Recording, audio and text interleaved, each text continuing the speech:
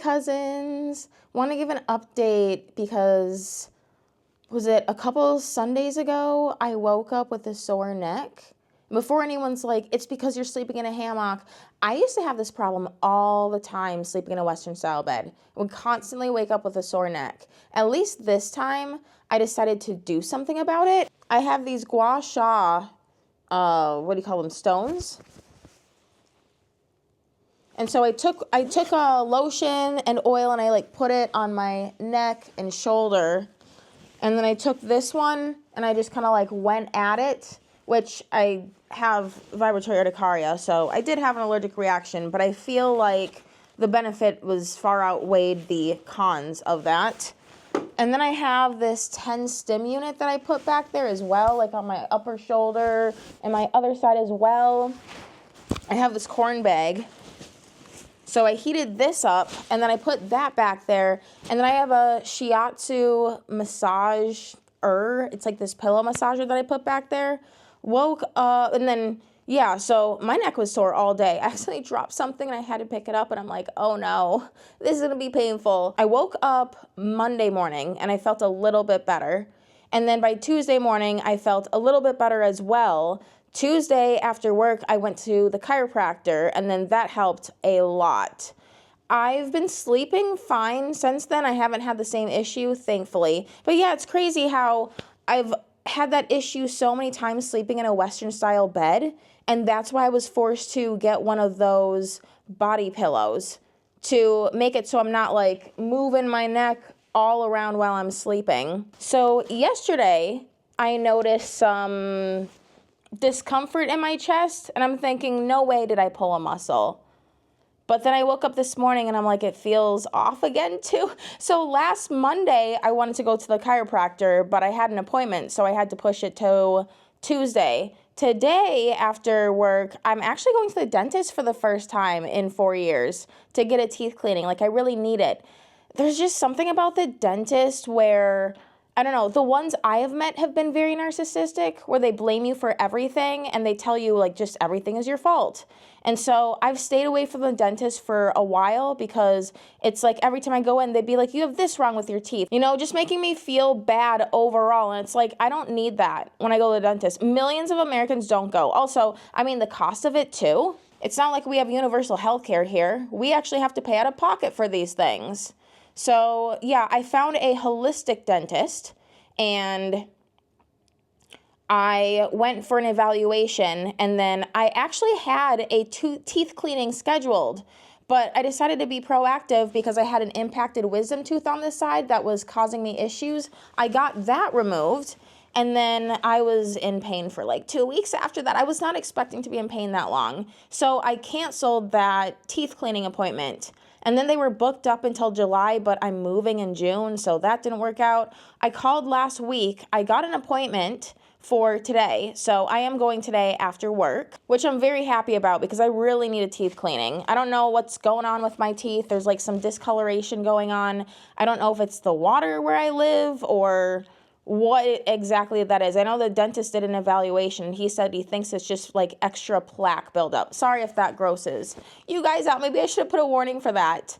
And then, yeah, I've been getting a massage and chiropractor work every other Friday, typically. So I might try to hold out for this chest problem that I have. I mean, I guess I can go sooner if I really feel like I need it. But I'm also trying to save money. Oh, you know what? Maybe I hit my deductible. I don't know. You know, that's the sucky thing about insurance here. It's like health insurance. Even if you hit your deductible, you still have to pay money. I've mentioned before that I want to move to Poland. And the way I am going about achieving that is to get my Hungarian citizenship. So my great-grandparents were born in Hungary, and they came to the U.S. And if I can learn Hungarian, get to a B2 level, and then I have to apply for citizenship, pass the interview, because it's not a language test, it's just an interview, then I can get my citizenship. Then my ultimate goal is to move to Poland, so I need to learn Polish. I think it's really weird how so many people who speak English will move to another, or not even just English, just everyone. These people will move to another country, not learn the language, and expect everyone else to accommodate them. I don't understand that whatsoever. I think that is so weird. Although my first language is English, so I don't know. But yeah, so after Hungarian, I want to learn Polish because I want to move to Poland. Then I want to learn German and French. I figure because German and French could be very useful when traveling Europe. And then I would also like to travel Asia, although I want to learn a language or languages that I can keep up with. I don't want to learn something that I'm like, oh shoot, you use it or you lose it. Then I'm thinking that I want to learn Greek and Spanish for the purpose of, it gets cold in Poland. I have cold urticaria. Obviously, that's an issue, but it's warmer in Greece, Cyprus, and Spain. So if I can learn Greek and Spanish, then I have somewhere to go to when it is cold. Also, I mean, Australia would also be an option because that would be very warm over there. But I don't know if I necessarily want to spend money on like plane tickets that are that expensive because getting to an island is expensive, right? Oh, I should give an update on how my place looks, my living room, because my living room was the place of everything put in this room is leaving my house. So let me go show you that. It's very dark here in the morning because I don't have a lot of light going on. Oh, whoops. Yeah, this is the room, very echoey too, since I removed all the furniture.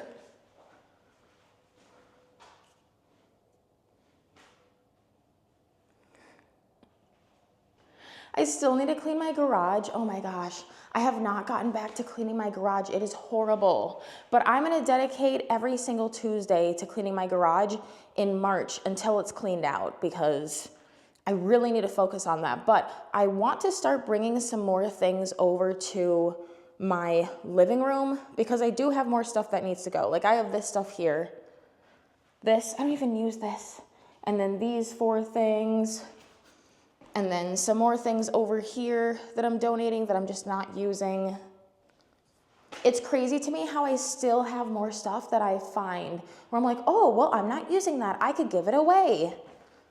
Like how much more stuff am I gonna find? Oh, and then this is my closet in my office because last time I had a video, I think, of my closet, I had a bunch of Poshmark stuff in here. And I had given that all to my friend because she's on Poshmark and I'm just like, I'm done with Poshmark. I've sold a lot of stuff, but the rest of the stuff isn't selling. So I have just filled this with camera gear and some other stuff that I really need to go through.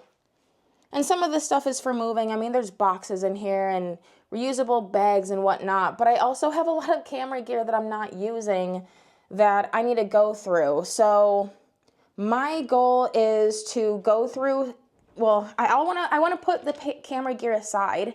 My friend still needs to come and pick up the 2 shelving units, and I told her I have some extra camera gear. I'll put it aside. You can look through it when you come over, and then the rest of the stuff, I don't like selling things. I don't want to sell it. I think what I'm going to do is I'm just going to list everything in a Facebook group that I'm in. It's like for YouTubers and say, hey, I have all of this stuff. If anyone lives near me and wants to meet up with me, you can just have it. That's what I did with, I had like this raw vegan cookware, and that's what I did in that Facebook group because it's like very specific. It just makes sense to give it to someone who could use it versus, I don't like selling things because when I sell things, then people lowball me and then I feel cheated. And I'm like, no, if I give it away, that's my choice. And then it's just done with. I was having a hard time giving up TV dinners. So I started this calendar. And I have a sticker every single time I eat predominantly raw. I feel like predominantly raw fits what I'm going for. And I mean, all those stickers are great. I didn't start documenting until that first sticker. This is why most of the board is like not good. Also, if I had to fill up most of the board, it would just be like no stickers. But yeah, I feel like I want to go for predominantly raw, which is at least 90% raw, and then the rest cooked. And I'm not trying to necessarily eat cooked food, but it's impossible not to. If I have nuts or seeds, I actually talked about nuts in the past where I gave them up. And it's just not really doable for me to go back to living like that. It's just so restrictive. I don't want to be that restrictive. I feel better when I eat predominantly raw, so that's what I'm going to follow now. I do in the future plan to add more cooked food back in. I'm hoping that if I can just travel to Europe and go somewhere that has a very high food quality, because the food quality there is so much better than the US, then I am hoping that I can eat that food and not get sick. And if I can, I will gladly add more cooked food back into my diet. But I'm not gonna try this fully raw thing anymore. That's doing too much. That is too restrictive for me. I don't wanna be that strict with my diet. You know, I think that when I'm too strict, that's when I really fall off and then I feel even worse about things. But yeah, that's all I have for updates for now. See you next time.